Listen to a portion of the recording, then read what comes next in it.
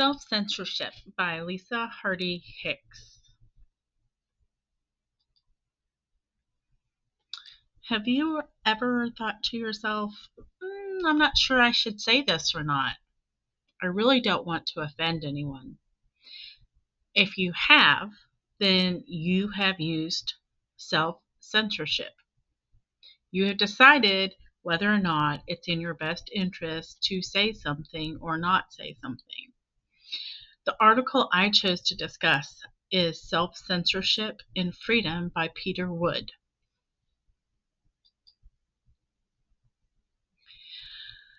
This article was interesting in that the author traced self-censorship back to the diversity movement, while also acknowledging that many Judeo-Christian proverbs highlight the necessity of a person to control their tongues.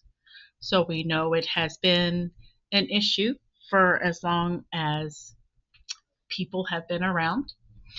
At the same time, he stresses the importance of speaking truths, even unpopular ones, especially for the sake of intellectual freedom or academic gain.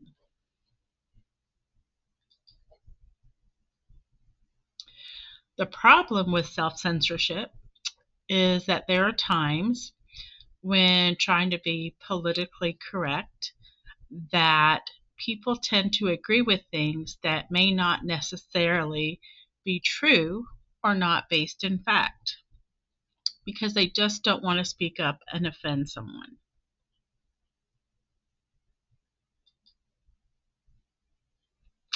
Something that I learned from this article is that governing your tongue does not mean adopting self-censorship as a perpetual condition. It means wisely choosing when to speak and when not to speak. And as my husband often says, people are allowed to be wrong.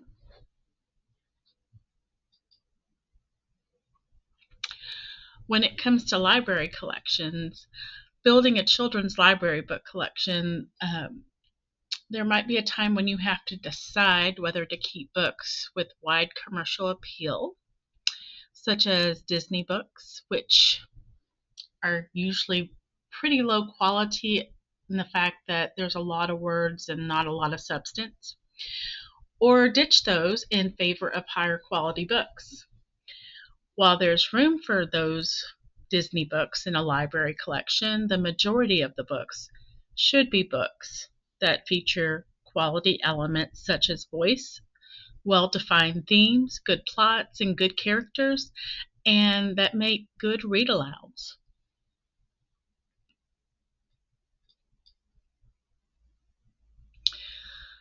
I believe the three most essential reasons for having a collection policy is to ensure equitable student access. As school librarians, it isn't just our job to teach students to love reading. We must make sure that students have access to books that they love to read, whether that means digitally, in print, or even in Braille in some cases. We just have to make sure that students are able to access those materials. Number two, evaluating a collection. It's important for school libraries to have a policy that includes guidelines on which materials are not only desirable by the school committee, but also meets academic needs. The last one is protecting intellectual freedom. Students should have the right to have access to developmentally appropriate books that are of interest to them. A handful of parents should not have the right to decide what and what cannot be read. Thank you for taking the time to listen to my presentation.